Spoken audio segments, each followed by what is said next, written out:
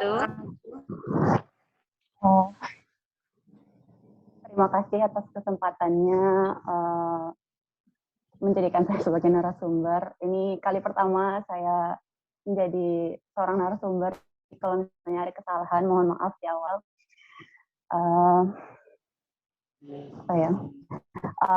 Saya langsung saja. Itu saya kerja di Jepang itu sejak tahun 2019 pada bulan Agustus. Belajar bahasa Jepangnya itu tahun 2018 selama 6 bulan di Universitas Andalas. Apa bisa terdengar?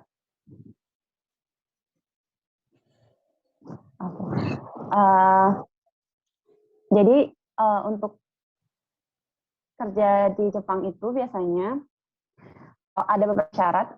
Syarat yang pertama itu harus bisa berbahasa Jepang, harus lulus ujian level bahasa Jepang. Kalau misalnya di bahasa Inggris itu namanya TOEFL, kalau di bahasa Jepang itu namanya JLPT.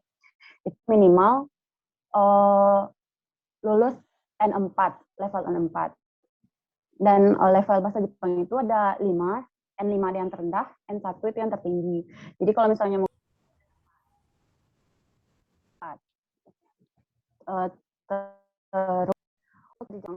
itu biasanya jika kita kerja biasanya dapat kontrak sekitar 2-3 tahun, dan setelah kontrak itu habis biasanya akan diberikan sertifikat sesuai dengan skill dan kemampuan yang kita lakukan selama di Jepang. Biasanya sertifikat itu bisa digunakan di Indonesia dan katanya bisa mendapatkan pekerjaan untuk lebih mudah gitu.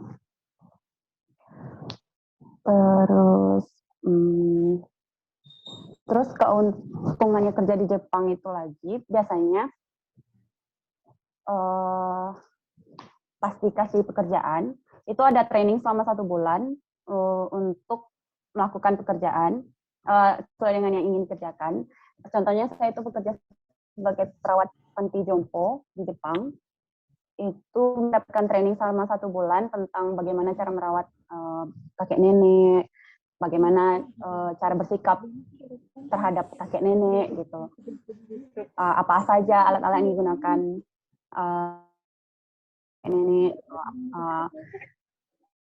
kakek nenek itu memiliki disabilitas atau kekurangan, itu akan diajarkan juga bagaimana cara untuk menghadapinya selama 1 bulan.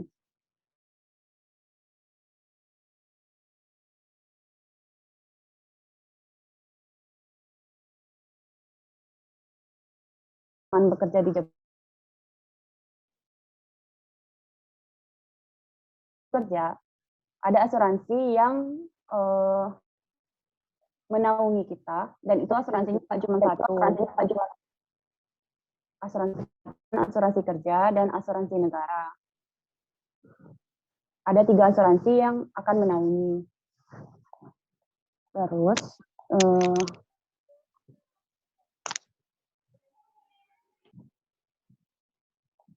karena Jepang itu terkenal dengan kedisiplinannya, itu biasanya saat kita bekerja di Jepang kita akan harus bisa ikut disiplin seperti orang-orang Jepang. Karena orang Jepang juga orang yang bekerja keras, itu juga akan membuat kita termotivasi untuk bekerja lebih keras. Dan untuk alasan yang paling menyenangkannya untuk bekerja di Jepang adalah bekerja selama 3 tahun, itu kita bisa jalan-jalan di Jepang. Pasti teman-teman tahu di Jepang itu kan banyak tempat wisata yang terkenal, kayak misalnya Tokyo Disneyland atau Universal Studio atau tempat-tempat lainnya. Jadi itu kayak bonus saat bekerja di Jepang. Mungkin itu saja yang bisa saya sampaikan. Misalnya ada pertanyaan, silahkan. Terima kasih atas perhatiannya. Assalamualaikum warahmatullahi wabarakatuh. Waalaikumsalam.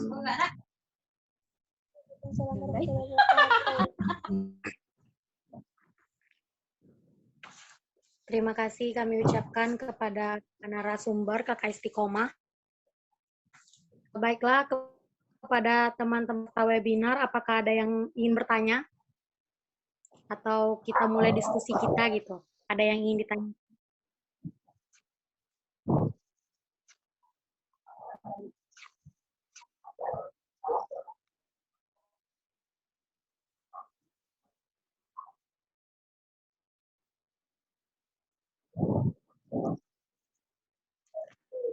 Baiklah, kepada Saudari Elsa, silakan hidupkan kamera dan suaranya.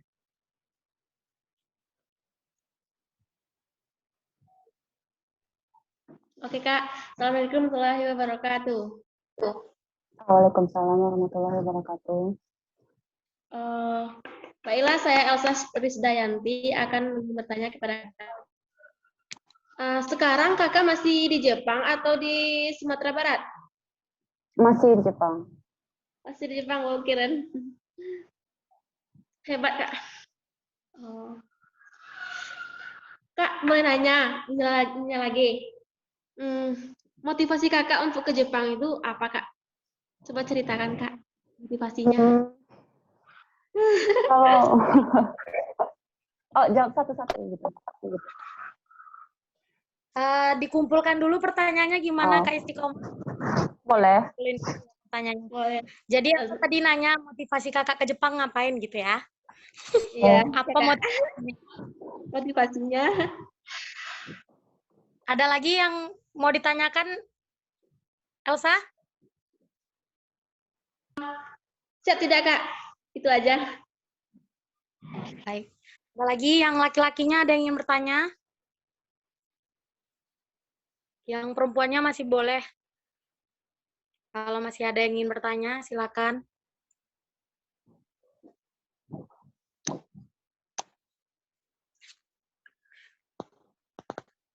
Sepertinya mereka lagi kumpulin pertanyaan, Kak. Jadi jawab aja lah dulu punya Elsa ya, Kak. Oke. Pertanyaan dari Elsa tadi, apa motivasi Kakak pergi ke Jepang? Narasumber kami. Kalau motivasi, gimana ya? Dari SMA tuh, dari SMA tuh pengen banget ke luar negeri. Sama Jepang. Kebetulan saya juga suka anime sama budaya Jepang. Jadi waktu mulai kuliah perawatan itu udah disarankan sama beberapa teman kalau misalnya emang pengen banget ke Jepang, mending ikut program perawat yang dikirim ke Jepang gitu. Soalnya sekarang Jepang lagi butuh banyak tenaga kerja buat kerja di Jepang.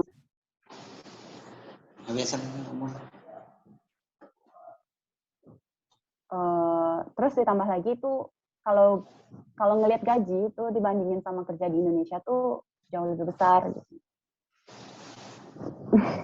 Mungkin itu aja dulu.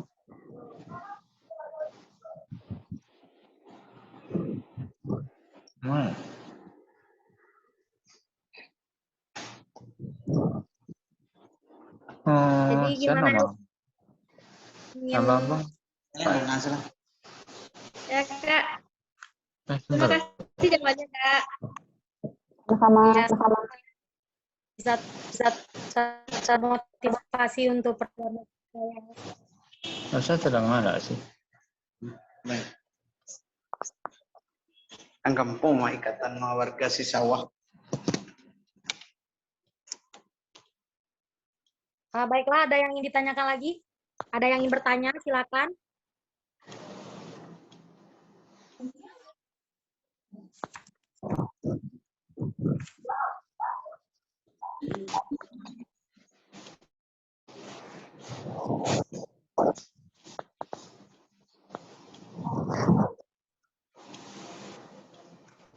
Moderator boleh bertanya nggak? Kak.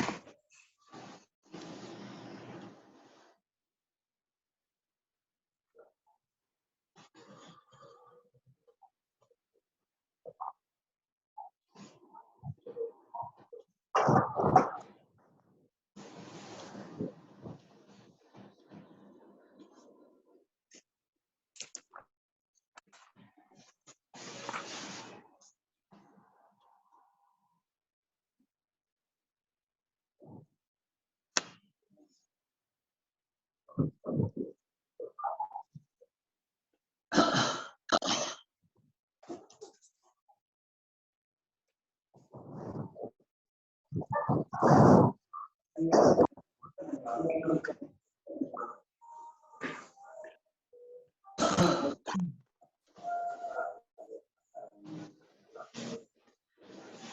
ada yang bertanya lagi.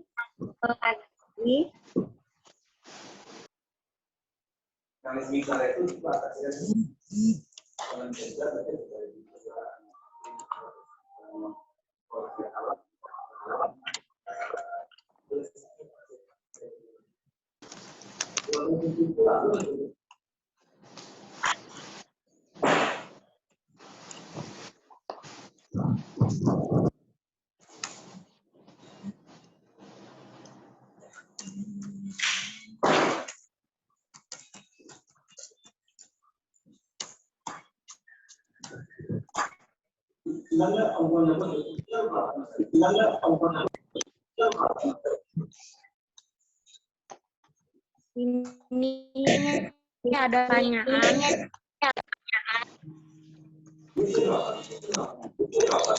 Apakah di sana ada Minang dari saudara Reza Febriani?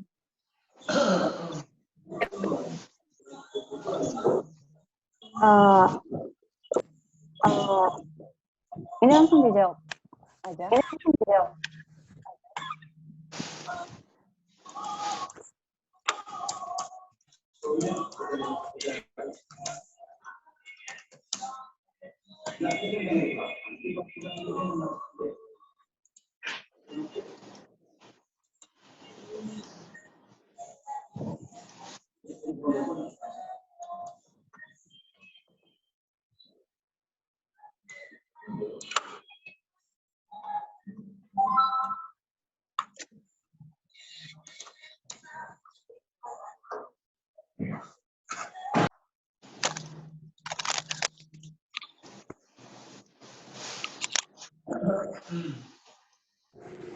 Jawab sesuai chatnya aja, moderator. Iya, Kak. Ini sepertinya banyak nih, Kak. Ada 3 pertanyaan. Ya. Dijawab Ah, sesuai urutan aja boleh. Silakan, Kak. Oke. Untuk pertanyaan pertama itu, apakah di sana ada perkumpulan orang Minang? Untuk perkumpulan orang Minang di sini banyak. Kebetulan selama tinggal 1,5 tahun di Jepang itu setiap kemanapun pergi itu ketemu orang Minang. Alhamdulillah. Itu kebanyakan laki-laki yang kerja di bagian perkebunan, pertanian, atau peternakan itu banyak banget. Terus apakah dunia pendidikan di Jepang dan Indonesia berbeda?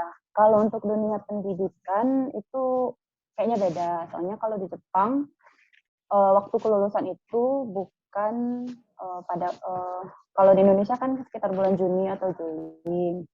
Sedangkan kalau di Jepang itu bulan Maret April sebelum libur musim semi. Mereka merayakan kelulusan. Terus kalau misalnya untuk jam masuk sekolah di Jepang itu biasanya masuknya jam 8.30. Kalau di Indonesia jam 7-an, di Jepang itu lebih lambat. Sedangkan mereka pulang lebih cepat. Biasanya mereka selesai jam 3 atau jam 4. Setelah itu mereka akan mengikuti kayak klub atau misalnya kayak sepak bola gitu, kayak minat mereka di mana, kayak ekstrakurikuler.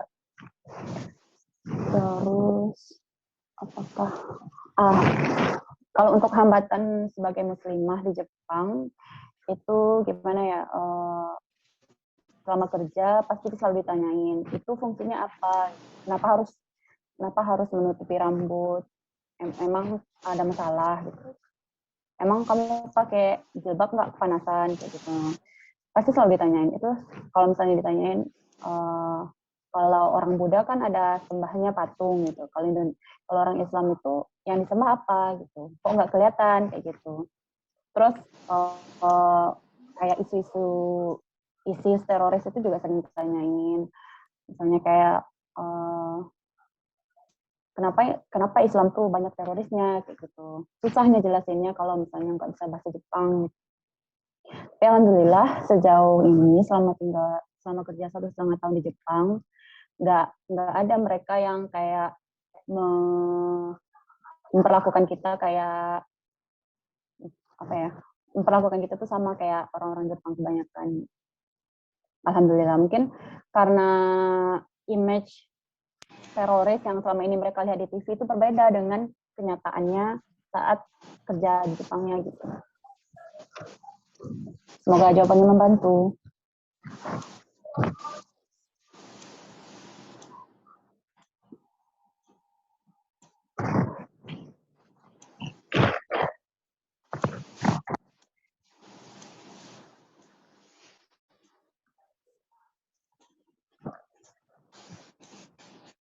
Bagaimana dengan yang lain?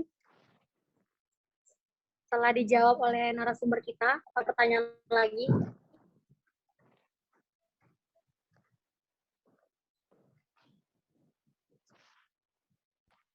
Kak Maidanela katanya tadi ingin bertanya, silakan Kak. Mau dari chat atau dari tatap muka boleh. Ya, bismillahirrahmanirrahim. Assalamualaikum, T. Tanya wajib. Kurang paham lah. Oke, chat. Waalaikumsalam. Untuk pertanyaannya, Itu sih.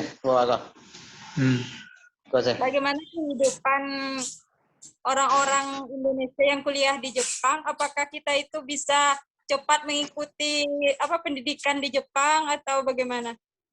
Cara bekerjanya juga, apakah kita butuh waktu adaptasi yang lama untuk kerja di Jepang atau bagaimana?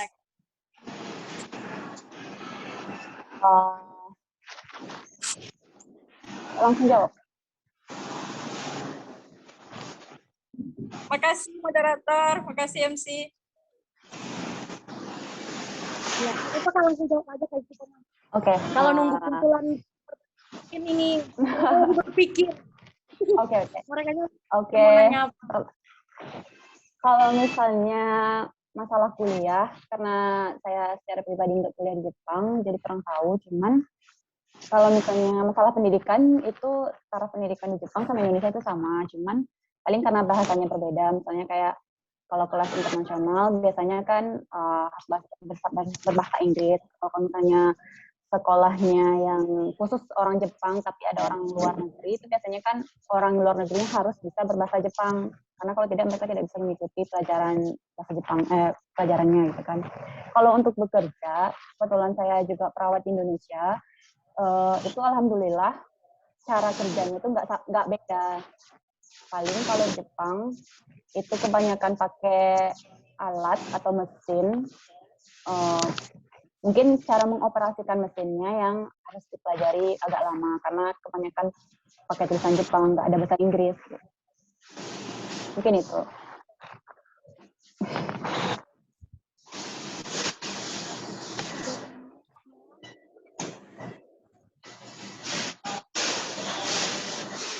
Pertanyaan dari chat dari Bapak. Ini nama bapaknya kebetulan ini. Pada umumnya di Jepang pencariannya.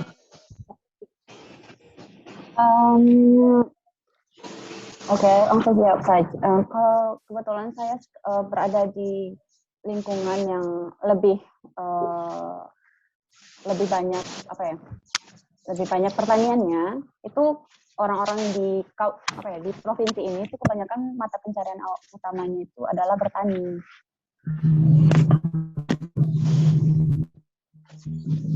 Sedangkan yang di kota-kota besar itu biasanya yang kerja di kantoran.